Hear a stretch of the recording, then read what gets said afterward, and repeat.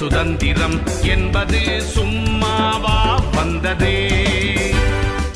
பிளாசி முதல் செங்கோட்டை வரை உரை ஓவியம் என்பது சும்மாவா வந்ததே.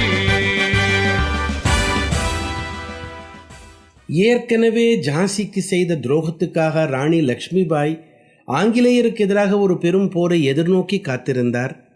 இங்கே கான்பூரில் பிரிட்டிஷ் அதிகாரி நீல் செய்த கொடுமைகளுக்கு எதிராக நானா சாஹேப் களம் இறங்க காத்திருந்தார் என்று சொன்னீர்கள். அவர்களின் திட்டம் என்னவாக இருந்தது தாயே? மகனே சிவா, 1857 முதல் சுதந்திர யுத்தத்தில் ஜான்சி ராணி, நானா சாஹேப் பேஷ்வா இருவரின் செயல்பாடுகளும் என் வரலாற்றில் நீங்காத இடம் பெற்றுவிட்டது. ஆனால் அந்த இருவரை குறித்தும் ஆங்கிலேயர்கள் பெருமளவில் துர்பிரச்சாரங்களை செய்தார்கள். இதற்காக ஆராய்ச்சி கட்டுரைகள் எனும் பெயரில் தங்கள் நோக்கம் போல எழுதியும் வைத்தார்கள். ஆனால் பின்னணியில் நடந்ததோ வேறு. ஆங்கிலேயர்களின் சூழ்ச்சியால் 1819 மராட்டிய கூட்டமைப்பு கலைக்கப்பட்ட பிறகு மராட்டிய அரசின் கடைசி பேஷ்வா 2ஆம் பாஜிராவ் கம்பெனி அரசு கொடுத்து வந்த மிக குறைந்த உபகாரச் சம்பளத்தை பெற்றுக்கொண்டு கங்கை கரை கிராமத்தில் அமைதியான வாழ்க்கையை மேற்கொண்டிருந்தான் என்று சொன்னேன் அல்லவா? அங்கேதான் 1827 வயது 2 கடந்த நானா சாஹேபை தத்தெடுத்து கொண்டான்.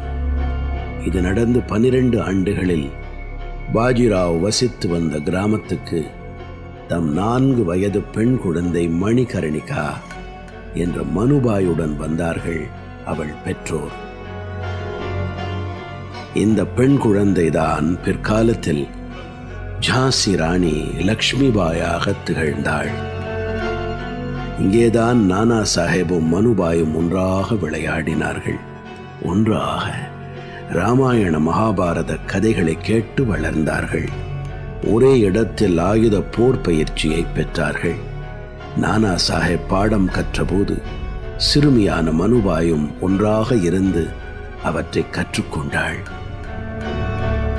யானை ஏற்றம், குதிரை ஏற்றம் என போர் பயிற்சிகளையும் பெற்றாள். இப்படி ஒன்றாக சகோதரனும் சகோதரியுமாக பழகிய இருவரும் தான் 1857 போரின் போதும் ஒன்றாக இருந்து ஆங்கிலேயரை கதிகலங்க வைத்தார்கள். இதில் முக்கியமாக கவனிக்க வேண்டியது, முகலாய பேரரசை எதிர்த்துதான் வீர சிவாஜி கண்ட மராட்டிய சாம்ராஜ்யம் அந்த 1.5 நூற்றாண்டுகள் உயிர்ப்போடு இருந்தது. ஆனால் ஆங்கிலேயரிடம் அயோத்தி நவாப் வீழ்ந்த பின்னர் முஸ்லிம்களுக்கும் மராட்டியர்களுக்கும் இடையே இருந்த பகை மறைந்து போனது.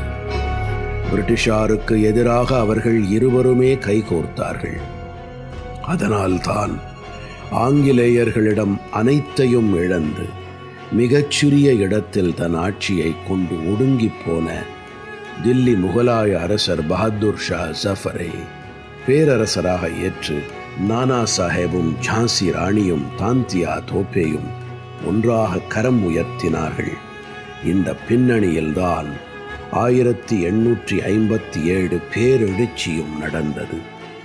மங்கள் பாண்டே துப்பாக்கி ஏந்தி ஆங்கிலேய தளபதிகளை சுடுவதற்கு முன்னதாகவே லக்னோவில் மே மாதம் 3ஆம் தேதி ஒரு கிளர்ச்சி ஏற்பட்டது.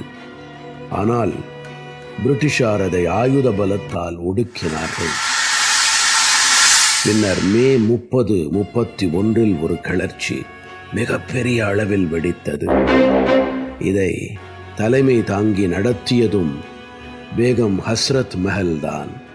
ஏனென்றால் அப்போது அயோத்தி நவாப் கொல்கத்தாவில் கைதியாக அடைத்து வைக்கப்பட்டிருந்தான். மறுபுறம் பீகாரில் ஆர்ரா அருகே உள்ள ஜெகதீஷ்பூரில் ராஜபுதன தலைவரான கவர் சிங் தலைமையில் ஒரு பெரும் கிளர்ச்சி வெடித்தது. தானாபூர் சிப்பாய்கள் ஆர்ரா நோக்கி ஜூலை 25ஆம் தேதி அணிவகுத்து சென்றார்கள். பிரிட்டிஷ் ஆட்சியை எதிர்த்து போராடிய வீரம் மிக்க தலைவர்களில் ஒருவனாகவே குன்வர் சிங்கும் இருந்தான்.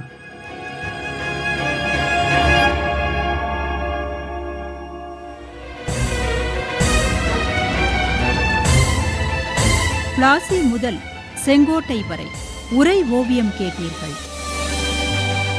எத்தனை எத்தனை தடியடியை தாங்கினர், எத்தனை எத்தனை செக்கிழுத்து வாடினர்.